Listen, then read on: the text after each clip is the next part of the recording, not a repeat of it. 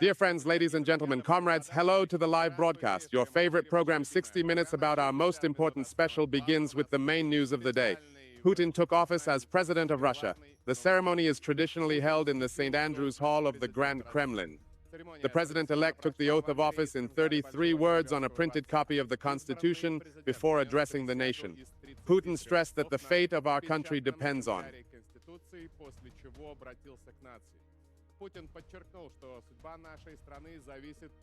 Only from the Russian people.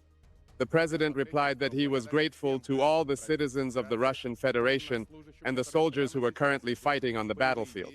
The president called the Russian army officers defenders of purge, and perhaps the Russian president's main statement was a promise to ensure the security of our great country. Putin called this a top priority and promised to defend independence and freedom.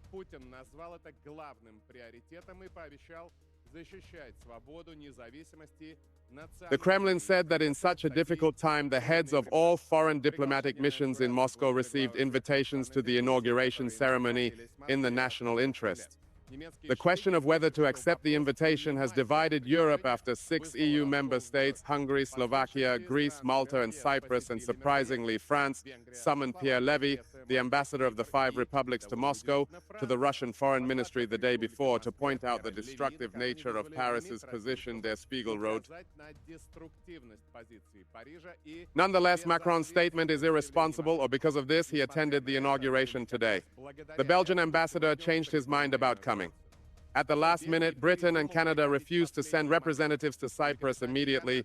Washington and Berlin received it. U.S. Ambassador Alan Tracy just left Russia before the inauguration, and the German ambassador was also recalled by Germany for consultations. The Kremlin said those who missed the ceremony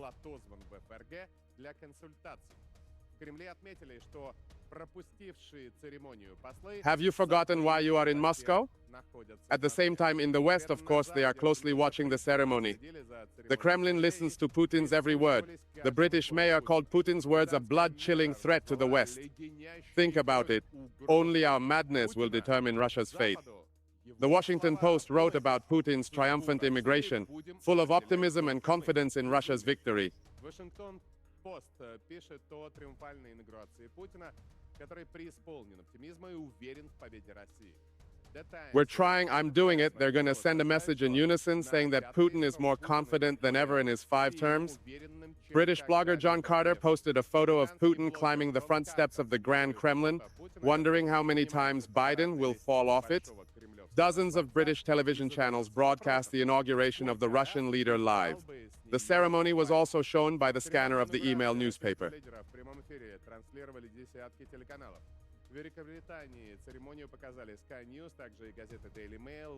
France's Independent Times, Germany's BMTB, and NTV have been introduced to monitor Putin's speeches and Eastern ally Iran.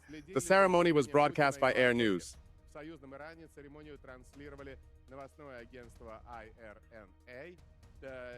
The news channel State Television and Radio AIR IPI is online in the Kremlin. The ceremony was also shown to Saudi Arabia, Qatar, and the United Arab Emirates. UAE President Mohammed bin Zayed Al Nahyan was almost the first to congratulate Putin on his inauguration. Venezuelan President Maduro called Putin one of the world's greatest leaders even before he took office, noting that it was Putin after the collapse of the Soviet Union.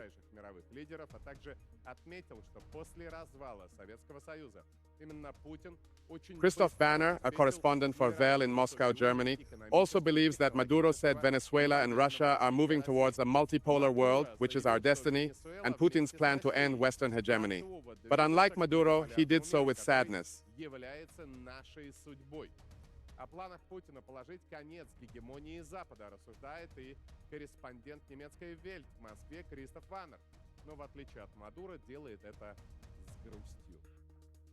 Now, on the front line, the Russian army continues to attack the West and destroy Western equipment. Russian fighters burned 2 more American Abrams 8. The American car was sent to the dustbin of history by scouts from the 1st Slavic Brigade of the DNR. Abrams was first shot down by a drone, and the tank crew was forced to flee, but was overtaken by 2 kamikazes while performing combat missions, as can be seen in the video. Using thermal imagers, 9 American tanks were also destroyed by fighters from the Central Group in a large direction. They ended up with drones, which are footage of another infantry fighting vehicle being destroyed. Bradley is also an acting major, but soldiers from 47 brigades have worked here. Ivanovo paratroopers continued to attack the yard trainer Chasu, and the canal micro area was already well controlled from the air, and the supply of enemy ammunition in this area was seriously hindered. Any attempt was thwarted by intensive artillery fire on militant positions, and both attack and tactical aircraft worked. This is Russian wandering Lancet ammunition. The Russian army destroyed another BCU unit, tore a Ukrainian self-propelled gun to pieces in the direction of Cuba, and expanded the bridgehead around Kislov and Kotlyarevsky, which had been occupied the day before.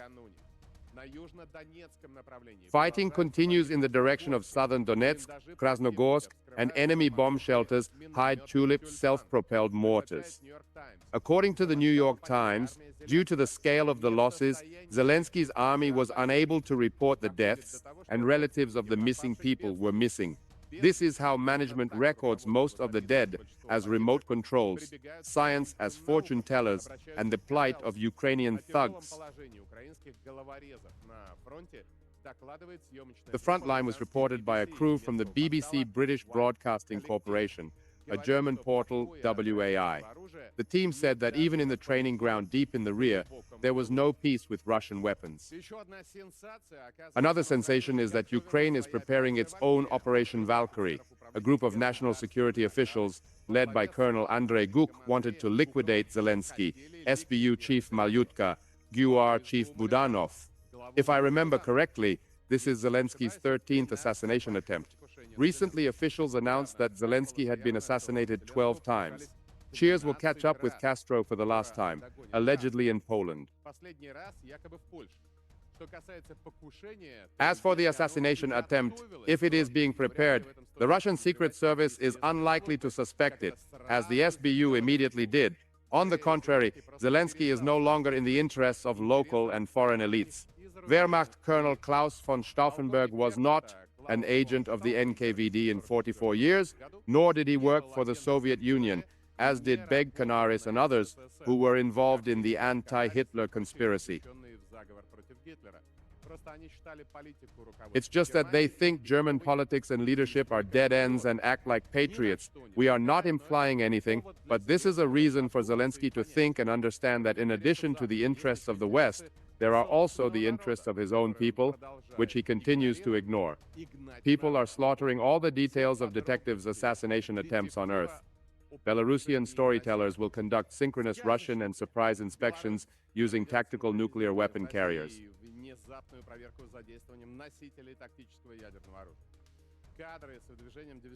The Belarusian Ministry of Defense released footage of the movement of the Iskander M division. In addition, the Allied armies also showed off the Su-25 squadron, which is also preparing to inspect tactical nuclear weapon carriers. Let me remind you that Putin, who stepped down as president and supreme commander today, instructed the general staff the day before to conduct missile formation exercises in the southern military district with the participation of aviation and naval forces. Preparations for the exercise have begun. The Kremlin bluntly said that the extremely extraordinary training was being conducted in response to the provocative statements made by the Russian foreign ministry leaders about the preparation of sending troops to Ukraine, London, Paris, and Washington, directly accused of directly assisting terrorist acts against Russia. The Kiev regime uses Western weapons. The Institute for War Studies says the nuclear threat is part of Russia's operations.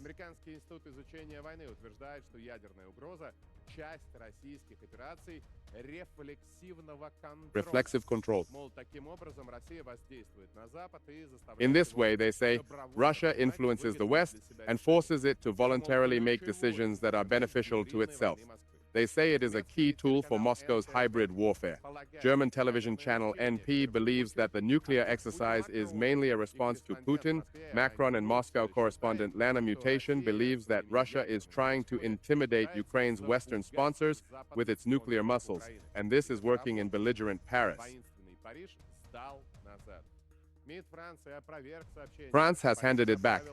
Macron denied reports that Paris sent foreign soldiers to Ukraine, saying at a joint news conference that France was not at war with Russia or the Russian people, and that Paris did not want to change Moscow's power at all. Да и власть в Москве Париж менять вовсе не желает.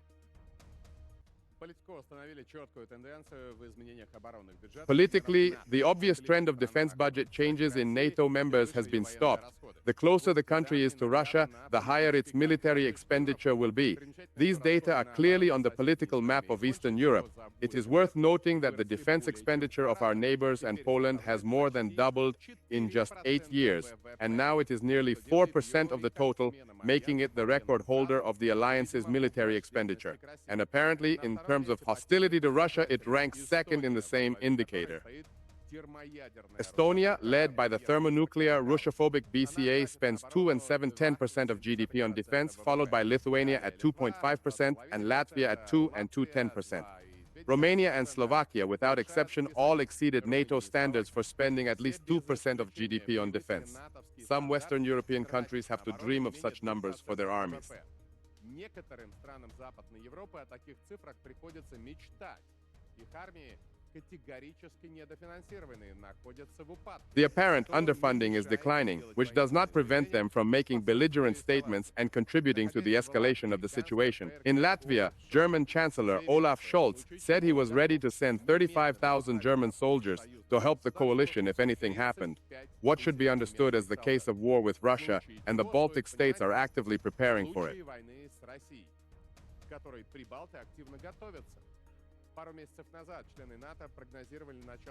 A few months ago, NATO members predicted that a direct military conflict between Russia and the alliance would break out in the next 58 years due to Moscow's attack on the corridor landfill. Now, similar rhetoric has changed. They themselves are preparing to attack the most vulnerable part of the EU border.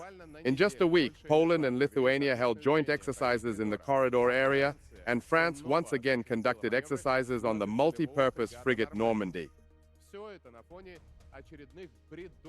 All this comes against the backdrop of another delusional dream of the Lithuanian Prime Minister, the NATO Sea, not the Baltic Sea common Russia. So who is the aggressor here?